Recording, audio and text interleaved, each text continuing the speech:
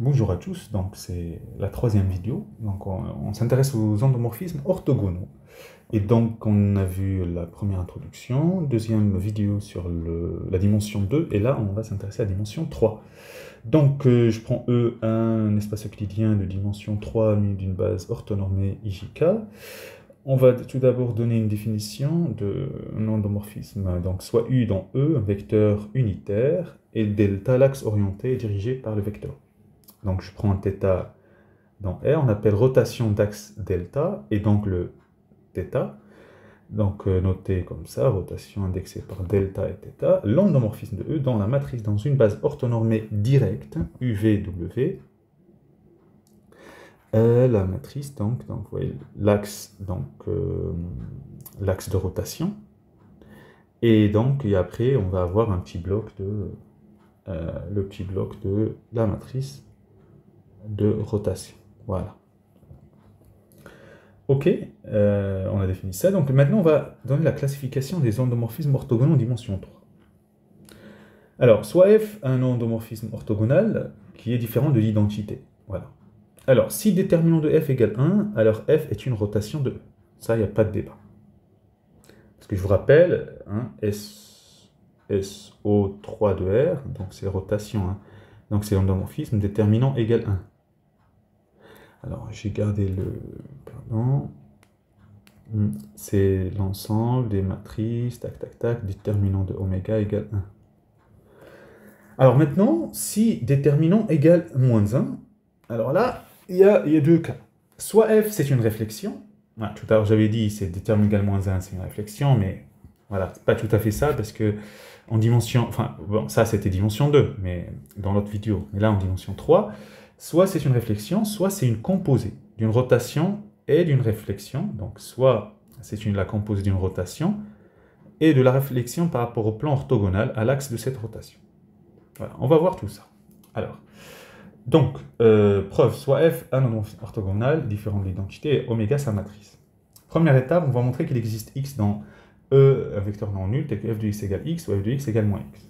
C'est parti. Soit lambda dans R, il existe X non nul tel que f de x égale lambda X, équivalent, il existe X dans non nul tel que X dans le noyau de f moins lambda l'identité. Ça veut dire que lambda moins f moins lambda l'identité n'est pas injectif, ça veut dire déterminant de ça égale 0.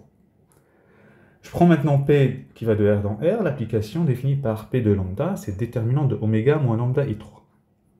P c'est un polynôme de degré 3, parce que la matrice elle est dans carré d'ordre 3, de coefficient dominant moins 1, parce que c'est ce qu'on appelle le polynôme caractéristique, et donc si vous voulez qu'il soit unitaire, il faut déterminant de lambda l'identité moins oméga, donc là, P étant continu puisque polynomial, la limite quand lambda tend vers plus l'infini, c'est moins l'infini, la limite quand lambda tend vers moins l'infini, ça fait plus l'infini. On est dans les conditions du théorème des valeurs intermédiaires pour montrer que P admet au moins une racine lambda 0. Et donc, on a montré qu'il existe lambda 0 dans R et x0 non nul, tel que f de x0 égale lambda 0 x0. Mais f est un endomorphisme orthogonal, il faut qu'il conserve la norme. Donc, norme de f de x0 égale norme de x0 oblige que valeur absolue de lambda 0 égale 1, et donc f de x0 égale plus ou moins x0. Alors, l'étape 2, donc je prends i, un vecteur unitaire normé, donc je x0 sur norme de x0, c'est pour ça qu'on a montré que x0 non nul. Et je prends h, c'est l'orthogonal de i. Je vais montrer que h est stable par f.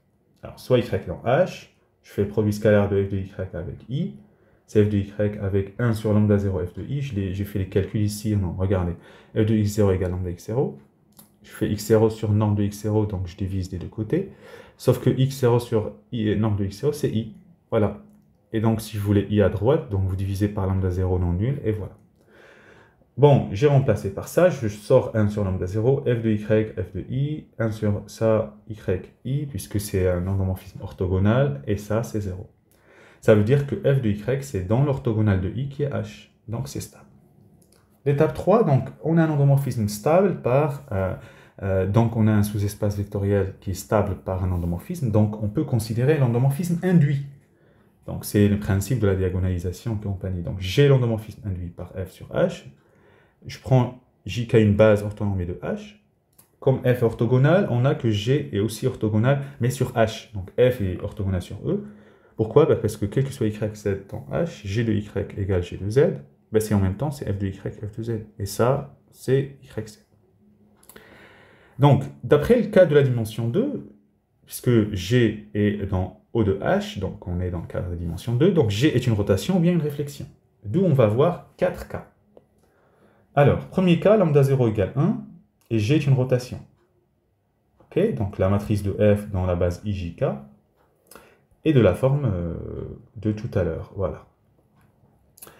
Alors, là, on a utilisé g en tant que rotation, et on avait un axe de rotation. Alors, déterminant de f dans ce cas, c'est 1, et f est la rotation d'axe delta dirigé et orienté par i et d'angle θ. Maintenant, on va prendre lambda 0 égale 1 et g réflexion. Donc, très bien.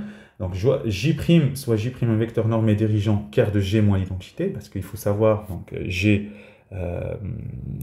rangé égale identité par rapport à une symétrie. Et donc, on va voir si on essaie une sorte de factorisation, donc c'est g moins l'identité fois g plus l'identité, des polynômes, donc on va avoir qui sont premiers entre eux, l'em des noyaux, etc., sont directs. Voilà. Soit k' un vecteur normé dirigeant ker de g plus identité. Alors, i, j', k' est une base orthonormée dans laquelle la matrice de f est. Ça, c'est fixe, et là, ker de g moins l'identité, donc g de machin égale machin, g de voilà, et puis l'autre c'est moins l'opposé. Déterminant donc de f maintenant, à partir de cette matrice, c'est moins 1. Donc f est la réflexion par rapport au plan engendré par ij'. Ok? Alors maintenant, k lambda 0 égale moins 1, et g est une réflexion, donc la matrice de f dans ij', k', ça va être moins 1, 0, 0, parce que lambda 0 égale moins 1, et les autres, ils vont rester tranquilles. Donc f est la symétrie orthogonale par rapport à la droite vectorielle engendrée par j'. Ok? Mais maintenant, je vais essayer de changer l'ordre dans la base. Donc je vais commencer par j', i, k'. Je tombe sur ça. Sauf que dans le petit carré là, on reconnaît, c'est un cosinus et un sinus particulier. De quel angle? C'est pi. Donc en fait, déterminant de f égale 1, et f est aussi la rotation d'axe dirigé et orienté par j', donc le θ. Quatrième cas, lambda 0 égale moins 1, et g est une rotation. Donc la matrice de f dans ijk, c'est de la forme. Voilà. Déterminant, ça va être moins 1, mais attention, là, regardez, cette matrice, on peut l'écrire en tant que produit de deux matrices. Cette matrice et cette matrice. Donc à droite, ici, rotation, et là, donc c'est la réflexion par rapport donc, au plan orthogonal à l'axe de cette rotation.